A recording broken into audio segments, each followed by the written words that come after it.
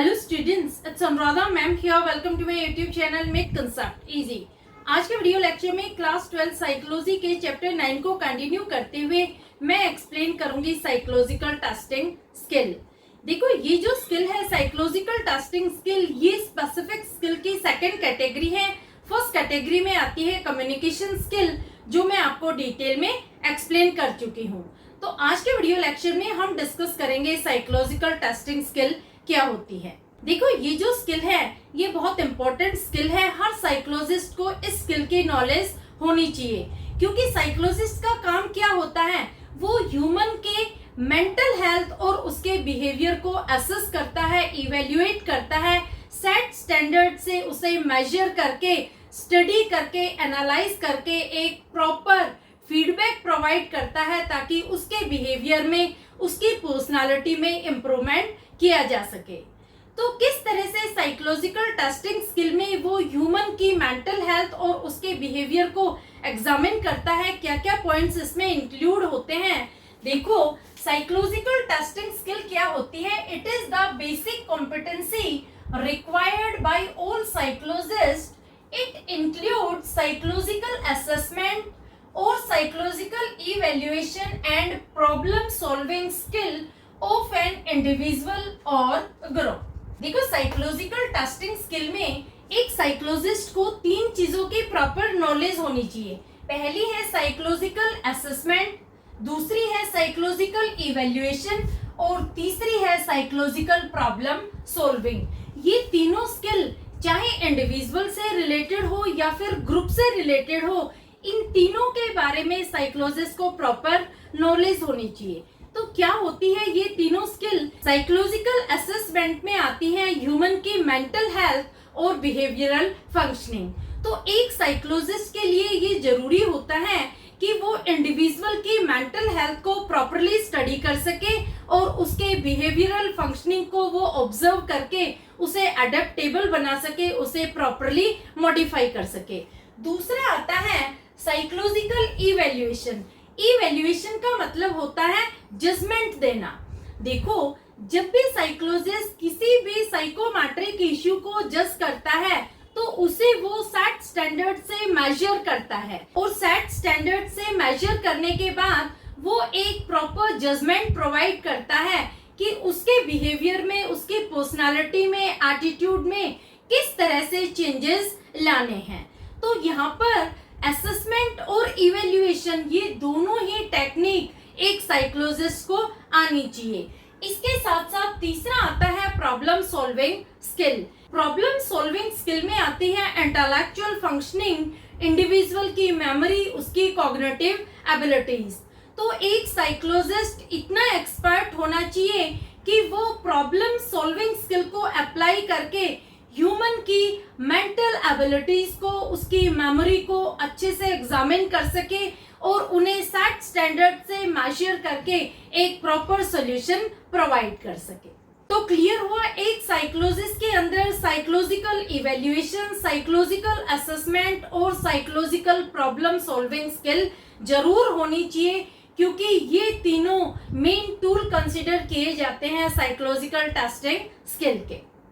Clear? अब देखो, next point आता है psychological test are used to analyse individual differences, for example intelligence, personality, attitude, behaviour और aptitude. देखो, जो साइकोलॉजिस्ट हैं ये हमेशा से इंटरेस्टेड रहे हैं कि इंडिविजुअल के डिफरेंसेस क्यों अराइज होते हैं। उन्हें अंडरस्टैंड करने के लिए, उनको स्टडी कंडक्ट करने के लिए ये बहुत सारे टेस्ट एडमिनिस्टर करते हैं। तो क्या क्या इंडिविजुअल के डिफरेंसेस होते हैं? देखो, दो इंडिविजुअल का इंटेलिजेंस कभी भी सेम नहीं होता, उनकी पर्सनालिटी एक दूसरे से वेरी करती है, उनके एटीट्यूड एक दूसरे से डिफर करते हैं, हर इंडिविजुअल का बिहेवियर एक दूसरे से डिफरेंट होता है, इसी तरह से उनके एप्टीट्यूड भी एक दूसरे से डिफर करते हैं। तो इंडिविजुअल डिफरेंसेस को स्टडी करने के लिए साइकोलॉजिस्ट 19th सेंचुरी से ही इंटरेस्टेड रहे हैं कि ये जो डिफरेंसेस हैं ये क्यों अराइज होते हैं। तो देखो, इन डिफरेंसेस के कुछ फैक्टर्स हैं जिन पर ये डिपेंडेंट है। कौन कौन से फैक्टर्स हैं? Differences are based on some factors, for example age, gender, occupation, education और कल्चर। तो आपको ये दोनों चीजें क्लियर होनी चाहिए कि इंडिविजुअल डिफरेंसेस क्या होते हैं। इंडिविजुअल डिफरेंसेस में ये सारे पॉइंट्स आते हैं, इंटेलिजेंस, पर्सनालिटी, एटीट्यूड, बिहेवियर और एप्टीट्यूड। इन्हें हम कहते हैं इंडिविजुअल डिफरेंसेस। और ये जिन फैक्टर्स पर डिपेंडेंट होते हैं वो है एज, जेंडर, ऑक्यूपेशन, एजुकेशन और कल्चर। अब मैं आपको बता रही हूँ कि जब साइकोलॉजिकल टेस्टिंग की जाती है, जब साइकोलॉजिस्ट ये स्किल यूज करते हैं, तो कौन कौन सी 3 चीजें हैं जो वो यूज करते हैं। पहली आती है ऑब्जेक्टिविटी, दूसरी है साइंटिफिक ओरिएंटेशन और तीसरी है स्टैंडर्डाइज्ड इंटरप्रिटेशन। ऑब्जेक्टिविटी क्या होती है? 2 or more person independently study and arrive at the same conclusion। देखो, साइकोलॉजिकल टेस्टिंग में ऑब्जेक्टिविटी नेसेसरी होती है। ऑब्जेक्टिविटी का मतलब क्या हुआ कि जब किसी भी ऑब्जेक्ट को, किसी भी बिहेवियर को 2 या 2 से ज्यादा लोग इंडिपेंडेंटली स्टडी करते हैं तो वो सेम कंक्लूजन पर अराइव होते हैं, वो होती है ऑब्जेक्टिविटी। जैसे देखो, आप और आपका फ्रेंड एक टेबल की लेंथ को मेजर करते हैं सेम मेजरिंग टेप यूज करके, तो यहाँ पर जो कंक्लूजन होगा वो होगा सेम, क्योंकि जो आंसर आपका होगा वही आपके फ्रेंड का होगा। तो ये होती है ऑब्जेक्टिविटी। तो जब एक साइकोलॉजिस्ट कोई भी टेस्ट कंडक्ट करता है, एडमिनिस्टर करता है, और जिस कंक्लूजन पर वो अराइव करता है उसी कंक्लूजन पर दूसरा भी साइकोलॉजिस्ट अराइव करेगा, तो वो होगी ऑब्जेक्टिविटी। तो साइकोलॉजिकल टेस्टिंग स्किल में ऑब्जेक्टिविटी मैंडेटरी होती है, नेसेसरी होती है, क्योंकि यहाँ पर जो आंसर होता है वो सेम होना चाहिए। दूसरा पॉइंट आता है scientific orientation, systematic procedure of investigation to be followed. Scientific orientation में 5 स्टेप्स इन्वॉल्व होती हैं। सबसे पहली स्टेप आती है कंसेप्चुअलाइजेशन ऑफ अ प्रॉब्लम, यानी साइकोलॉजिस्ट सबसे पहले सेलेक्ट करता है टॉपिक को जिस पर उसे स्टडी कंडक्ट करनी है। इसके बाद वो डेटा कलेक्ट करता है, इंफॉर्मेशन गैदर करता है उस प्रॉब्लम से रिलेटेड। तीसरे स्टेप में वो हाइपोथेसिस डेवलप करता है। हाइपोथेसिस क्या होता है? ये टेंटेटिव आंसर्स होते हैं जो राइट भी हो सकते हैं और रॉन्ग भी कंसिडर किए जा सकते हैं। फोर्थ स्टेप में वो एग्जामिन करता है, एनालाइज करता है डेटा को, और फिफ्थ स्टेप में वो कंक्लूड करता है। तो देखो, जब साइंटिफिक ओरिएंटेशन होता है तो उसमें प्रॉपर साइंटिफिक प्रोसीजर फॉलो किया जाता है। ये मैंडेटरी होता है हर साइकोलॉजिकल टेस्टिंग स्किल्स में। तो हर साइकोलॉजिस्ट जब भी साइंटिफिक ओरिएंटेशन करता है तो वो 5 स्टेप फॉलो करके ही कोई कंक्लूजन ड्रॉ करता है। क्लियर? और तीसरी चीज है स्टैंडर्डाइज्ड इंटरप्रिटेशन। इसमें आता है evaluation by comparing set standard. देखो, हर साइकोमेट्रिक इश्यूज के कुछ सेट स्टैंडर्ड होते हैं, कुछ सेट वैल्यू होती है, उनसे कंपेयर करके ही इंडिविजुअल के बिहेवियर को, उसके इंटेलिजेंस को मेजर किया जाता है, कंपेयर किया जाता है और फिर एनालाइज किया जाता है कि इसके बिहेवियर में कितनी एबनॉर्मेलिटी है। जैसे देखो, अगर हम इंटेलिजेंस की बात करते हैं तो इंटेलिजेंस में जो आईक्यू रेंज होती है वो नॉर्मल और एवरेज में आती है 90 to 110। तो अगर इंडिविजुअल का इंटेलिजेंस 90 to 110 की रेंज में आ रहा है तो इसका मतलब उसका एवरेज इंटेलिजेंस है, वो एक नॉर्मल इंटेलिजेंट पर्सन है। अगर उसका इंटेलिजेंस 130 के अबव आता है तो इसका मतलब ये इंटेलेक्चुअली गिफ्टेड है, और अगर उसका इंटेलिजेंस बिलो 70 आता है तो इसका मतलब ये इंटेलेक्चुअली डिसेबल है, इसके अंदर इंटेलेक्चुअल डेफिशिएंसी है। तो हर साइकोमेट्रिक इश्यूज के कुछ सेट वैल्यूज होती है, कुछ सेट स्टैंडर्ड्स होते हैं जिनसे साइकोलॉजिस्ट इंडिविजुअल के साइकोमेट्रिक इश्यूज को कंपेयर करके, मेजर करके उनको एक प्रॉपर फीडबैक प्रोवाइड करता है। तो जब भी साइकोलॉजिकल टेस्टिंग होती है ये तीनों चीजें जरूर यूज होती है। हर साइकोलॉजिस्ट इन तीनों चीजों को यूज करता है। कौन कौन सी 3 चीजें हैं? पहली है ऑब्जेक्टिविटी, दूसरी है साइंटिफिक ओरिएंटेशन और तीसरा है स्टैंडर्डाइज्ड इंटरप्रिटेशन। क्लियर? तो हर साइकोलॉजिस्ट को इन तीनों स्किल की नॉलेज होनी चाहिए। अब मैं आपको बता रही हूँ skills needed for psychological assessment. कौन कौन से स्किल हैं जो साइकोलॉजिकल असेसमेंट में रिक्वायर्ड होती है। सबसे पहली आती है ability to select from multiple methods. देखो, एक साइकोलॉजिस्ट के अंदर ये एबिलिटी होनी चाहिए, ये कैपेबिलिटी होनी चाहिए कि वो मल्टीपल मेथड में प्रॉपर मेथड को सेलेक्ट कर सके जिस पर उसे स्टडी कंडक्ट करनी है।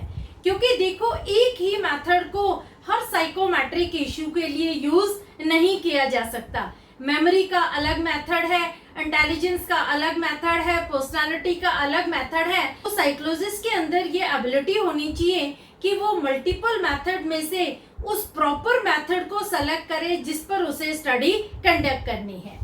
दूसरा पॉइंट आता है एबिलिटी टू गैदर डाटा और इंफॉर्मेशन। देखो, हर साइकोलॉजिस्ट के अंदर ये एबिलिटी होनी चाहिए कि वो प्रॉपर इंफॉर्मेशन कलेक्ट कर सके, प्रॉपर डाटा गैदर कर सके। तरीका कोई भी हो सकता है इंफॉर्मेशन कलेक्ट करने का, चाहे वो क्वेश्चनेयर यूज कर सकता है, इंटरव्यू मेथड यूज कर सकता है, केस स्टडी यूज कर सकता है, कोई भी मेथड वो यूज कर सकता है इंफॉर्मेशन कलेक्ट करने के लिए, लेकिन वो प्रॉपर इंफॉर्मेशन गैदर कर सके, उसके अंदर ये एबिलिटी होनी चाहिए। तीसरा पॉइंट आता है नॉलेज ऑफ साइकोमेट्रिक इश्यूज।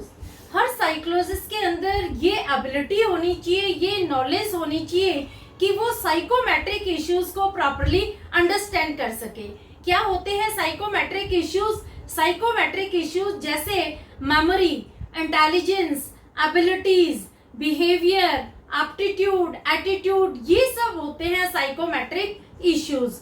तो इन सब की बेसिक नॉलेज हर साइकोलॉजिस्ट को होनी चाहिए। जब उसको साइकोमेट्रिक इश्यूज की बेसिक नॉलेज होगी तभी वो उस पर स्टडी कंडक्ट कर सकता है।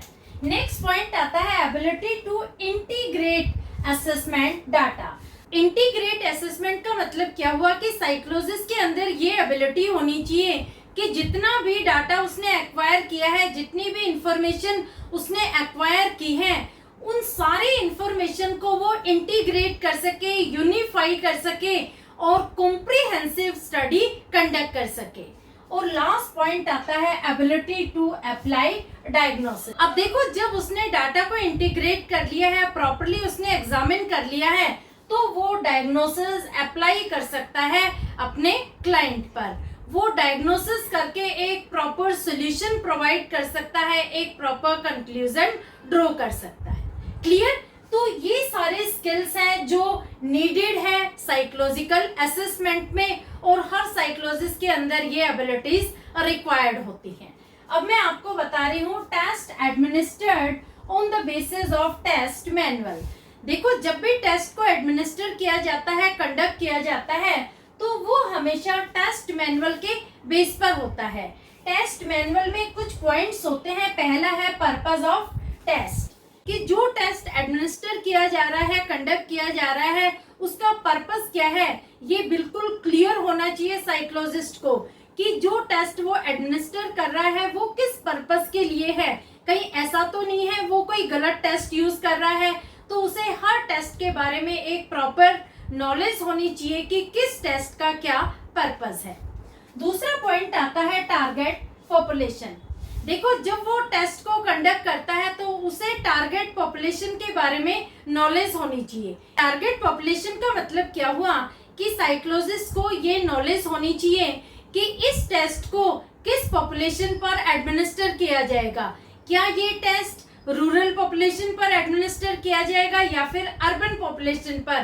तो उसकी नॉलेज में टारगेटेड पॉपुलेशन बिल्कुल क्लियर होनी चाहिए।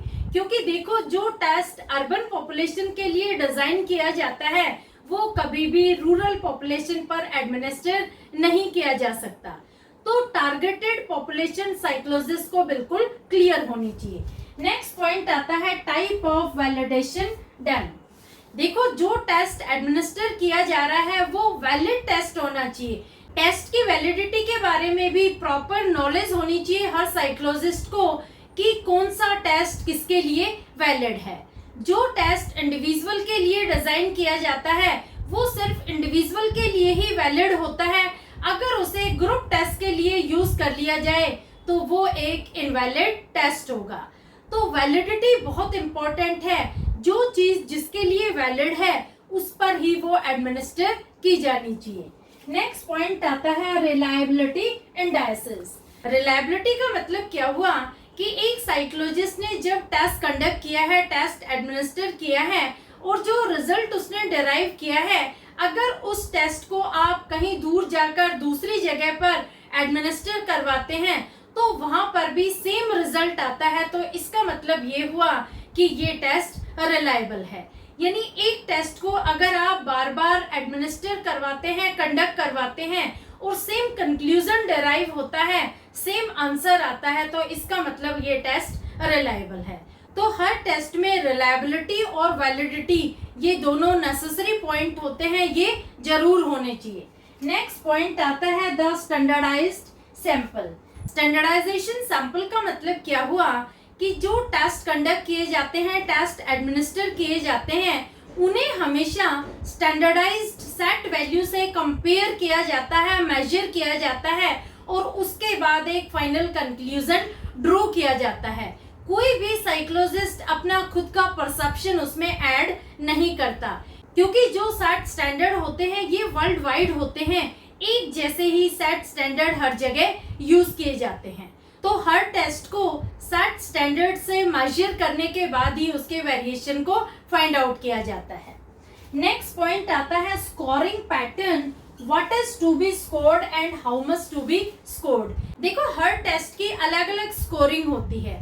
जो स्कोरिंग होती है ये साइकोलॉजिस्ट अपने क्लाइंट को क्लियर कर देता है कि उसको कितना स्कोर करना है और कैसे स्कोर करना है। तो ये हर मैनुअल में क्लियरली डिफाइंड होती है कि किस टेस्ट में कितनी स्कोरिंग करनी है।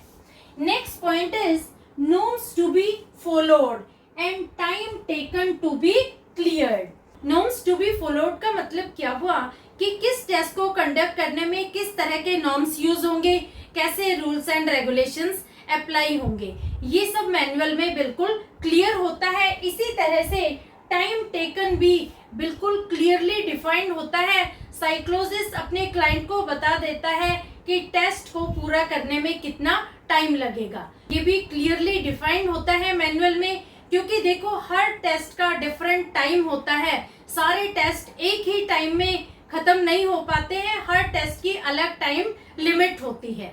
तो ये क्लियरली डिफाइंड होता है कि किस टेस्ट को पूरा करने में कितना टाइम लगेगा। क्लियर? तो होपफुली आपको सारे पॉइंट्स क्लियर हो गए होंगे जो टेस्ट मैनुअल में डिफाइंड होते हैं। अब आती है लिमिटेशंस।